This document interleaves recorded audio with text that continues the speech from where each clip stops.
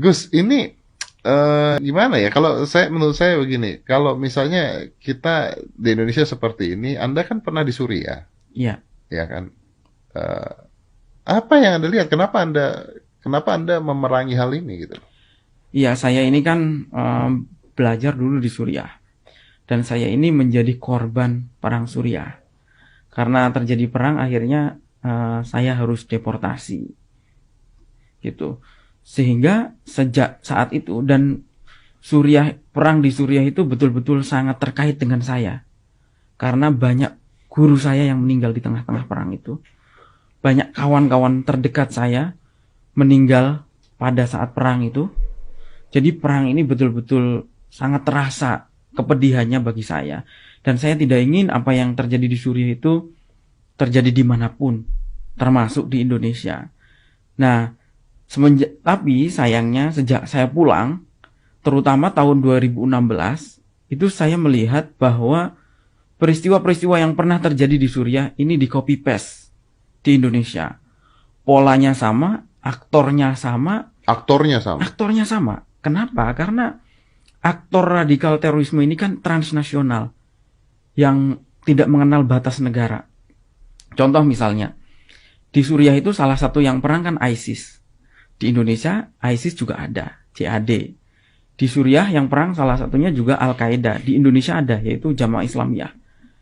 Salah satu yang perang Hizbut Tahrir, di Indonesia juga ada Hizbut Tahrir Indonesia. Ikhwanul Muslimin juga ikut berperang, di Indonesia juga ada. Salafi Wahabi di Indonesia ada. Aktornya sama.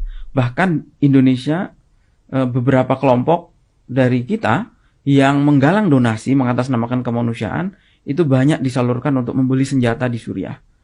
Kemudian simbol-simbol yang dipakai pun banyak memiliki kesamaan. Contohnya bendera tauhid. Kalau Om Deddy pernah dengar bendera tauhid, itu istilah yang tidak pernah dikenal 1400 tahun perjalanan Islam. Kenapa? Karena di Al-Quran tidak ada. Di hadis tidak ada. Di kitabnya para ulama pun tidak ada. Tapi munculnya perang Suriah memunculkan istilah liwa'ut tauhid, bendera tauhid. Tapi ya, nama apa ini? Ini nama kelompok teroris yang berperang di Suriah. Namanya kelompok liwa'ut tauhid. Di Indonesia itu dipropagandakan oleh orang-orang Hizbut Tahrir. Jadi ini contoh penggunaan simbol yang sama. Ini tidak punya akar sejarah. Karena tidak ada dulu. Ada bendera tauhid itu tidak ada. Oke. Misalnya lagi adalah bagaimana penggunaan masjid ya untuk penggerakan massa. Dulu itu kalau gerakan massa itu kumpulnya di depan kantor DPRD, di depan kantor bupati, di depan polres. Kenapa sekarang orang demonstrasi itu di masjid? Karena ada contoh berhasil mungkin. Itu dia, makanya yang saya katakan itu tadi. Banyak hal saya kira. Kemudian contohnya lagi adalah ada upaya, pada dasarnya mereka sudah mengkafirkan pemerintah. Karena itu mereka terus melakukan pembusukan terhadap pemerintah. Dulu kami di Suriah, itu pemerintah itu difitnah sebagai Syiah. Padahal mufti atau pemegang otoritas keagamaannya Sunni. Menteri agamanya Sunni. Bahkan menteri pertahanan yang membawahi militer pun Sunni. Jadi mana mungkin mereka tokoh agamanya, militernya mau membantai umat Sunni, itu kan tidak mungkin. Presidennya sendiri sudah sholat di depan publik dengan tata cara yang sangat Sunni.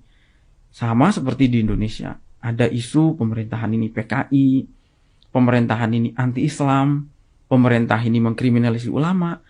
Padahal saya ketika sudah keliling negara Timur Tengah, juga ke Eropa, saya melihat bahwa kebebasan berislam paling bagus ada di Indonesia.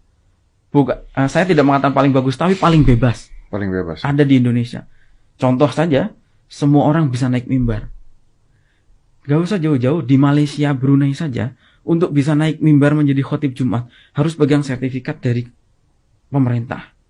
Tapi di kita, semua bisa naik mimbar, menyampaikan materi apapun yang dia suka. Padahal ini kenapa saya sering mengatakan bahwa kita itu mengalami pasar bebas ustadz. Iya.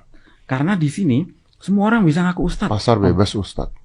Orang ngaku polisi dengan cepat bisa ditangkap. Ngaku TNI, tentara bisa ditangkap. Ustadz nggak ada batasannya. Dokter, ngaku dokter ditangkap. Tapi gimana kalau ngaku ustadz?